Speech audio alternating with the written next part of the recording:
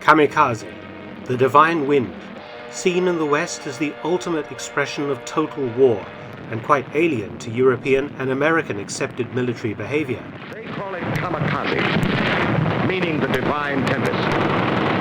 We call them suicide planes, manned by pilots wearing the ceremonial red sash of the Kamikaze Corps. They specialize in one-way trips.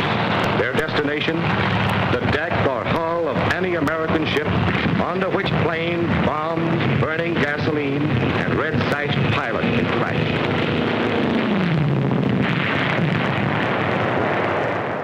To the Japanese, an honourable death for the greater good, very much in keeping with a long tradition of ritual suicide as an expression of loyalty and honour to emperor, country, and family. By 1944, Japan's military situation was dire. The heady days of victory after victory from December 1941 onwards had ended abruptly with the mauling of her fleet at the Battle of Midway in June 1942.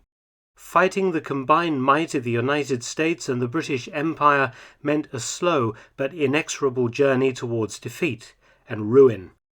But the Japanese servicemen fought on with grim, fanatical determination from tiny Pacific islands to the jungles and mountains of Burma, fighting to the death over and over again, causing Allied casualties to mount with each bloody step the Americans and British Commonwealth forces took towards the Japanese home islands.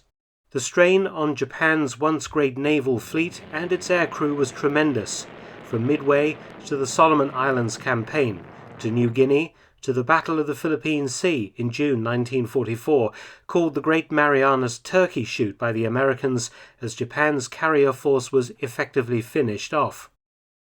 And then came the B-29s, bombing Japan to burnt-out ruins, the Japanese seemingly unable to stop the onslaught. Industry suffered, already crippled by an effective Allied submarine campaign against merchant shipping. And with each Allied victory came the certainty of invasion. The idea of using planes as bombs, piloted by young men determined to die in the attack, first came to the fore as an organized program in June 1944, just before the American invasion of the island of Saipan. The first mission appeared to have been flown on the 13th of September 1944 by Army pilots. Rear-Admiral Masafumi Arima, commanding officer of the 26th Air Flotilla, often gets the credit for inventing the kamikaze. A man who believed in leading by example, Arima personally led 100 Yokosuka D-4Y Judy dive bombers against the carrier USS Essex. Arima's attack failed. All the Judys were shot down. Further kamikaze attacks were made at the Battle of Leyte Gulf during the US invasion of the Philippines. On the 21st of October, the Australian heavy cruiser HMAS Australia was struck, killing 30 and injuring 64 of her crew. Waves of Japanese kamikazes followed, using a wide variety of piston-engine fighters and bombers. The Japanese hit several US aircraft carriers and sank or damaged 40 other ships. The aircraft carrier USS Sanlo was sunk. The problem for the Japanese was that their aircraft, normally flown now by inexperienced pilots, were easy pickings for Allied fighters protecting the ships and for anti-aircraft gunners firing madly from the vessels themselves. But some always got through, but not enough to stop the Allied onslaught towards Japan. The Japanese needed to find better suicide aircraft, and the decision was taken to utilize the latest technology and produce something fast and powerful. Junior Japanese officer Ensign Matsuo Ota came up with the idea of a glider bomb to be carried in range of enemy shipping, then released. The 1st Naval Air Technical Bureau in Yokosuka used Ota's idea as the basis for a manned flying bomb that would be powered, Several designs of the MXY-7 were built and tested, but the only operational type was the Model 11, called the Oka, or cherry blossom by the Japanese, alluding to falling cherry blossoms as kamikazes going to a glorious death. The design was stunningly simple.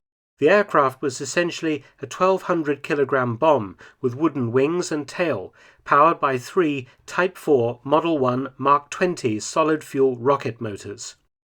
The Orca could accelerate to 650 kilometers an hour, that's 400 miles per hour in level flight, and during diving it could manage 930 kilometers or 580 miles per hour, making interception by Allied defensive fighters very difficult, and because it was very small, at just 6 meters or 19 feet long, with a wingspan of just over 5 meters or 16 feet, anti-aircraft gunners would have a very hard time hitting such a small, fast target. But the Orca's speed came at a price, limited range, just 37 kilometers or 23 miles. This meant that the Orca had to be carried close to the target before being dropped, glide a short distance, and then fire its engines to accelerate into a high-speed power dive into the enemy ship. The slow-moving mother planes, Mitsubishi Betty bombers, were very vulnerable to Allied fighter interception, handicapping the Orca's overall effectiveness. But when deployed successfully, the Orca was an efficient and effective weapon. The first attempt to use Orcas was during the US invasion of Okinawa in early 1945, but the 2 aircraft carriers transporting the Orcas were sunk by American submarines. But on April Fool's Day 1945, the first successes were recorded, the date appropriate as the Americans quickly christened the Orca Baka, the Japanese word for fool. On the 1st of April 1945, 6 Betty bombers, each carrying 1 Orca, attacked the US fleet off Okinawa. 1 Orca was said to have struck a 16-inch gun turret on the battleship USS West Virginia, causing moderate damage. However, post-war analysis claimed no hit was made, only a near miss. The transport ships Alpine, Aknara, and Tyrell were also hit by kamikazes, but these were not confirmed as being Orcas. All the Bettys were shot down.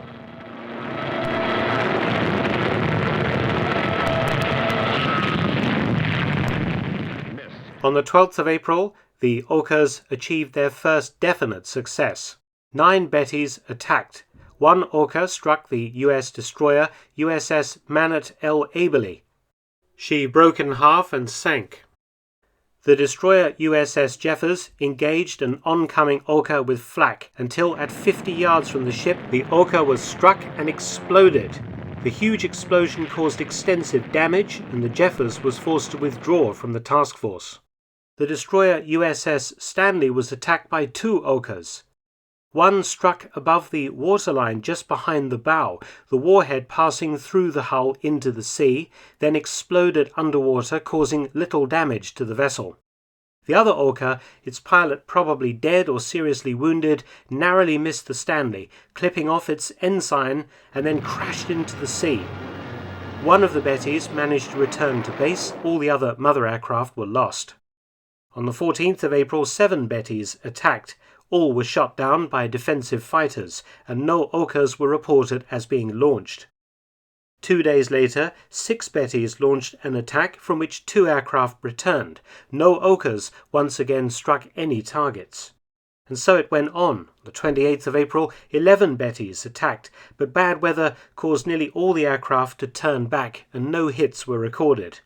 However, on the 4th of May, 1 Orca struck the bridge of the USS Shea, causing extensive damage and casualties. The minesweeper USS Gayety was damaged by a near miss, and 1 Betty managed to return back to base. On the 11th of May, during an attack by 4 Bettys, the destroyer USS Hugh W. Hadley was hit by an Orca and badly damaged, with extensive flooding. The vessel was judged beyond repair and was later scrapped. On the 22nd of June, 6 Bettys attacked the US fleet, 2 returned, and no hits were recorded. This was the last operational use of the Orca in the Second World War. The Oka was a simple but very formidable weapon, but its method of launching and limited range drastically reduced its effectiveness. The Orcas were a small minority of the 2,800 kamikazes launched by the Japanese against the US and British fleets off Okinawa, but nonetheless caused extensive damage, killing 5,000 Allied sailors and wounding a further 4,800. Ominously, the Japanese still managed to stockpile 5,000 more aircraft that would have launched mass kamikaze attacks on the Allied invasion forces destined to have invaded Japan. But fortunately for everyone, Japan surrendered before the invasion was launched. Thanks for watching. Please subscribe and share. Also visit my new audiobook channel, War Stories with Mark Felton. You can also help support both of my channels at PayPal and Patreon.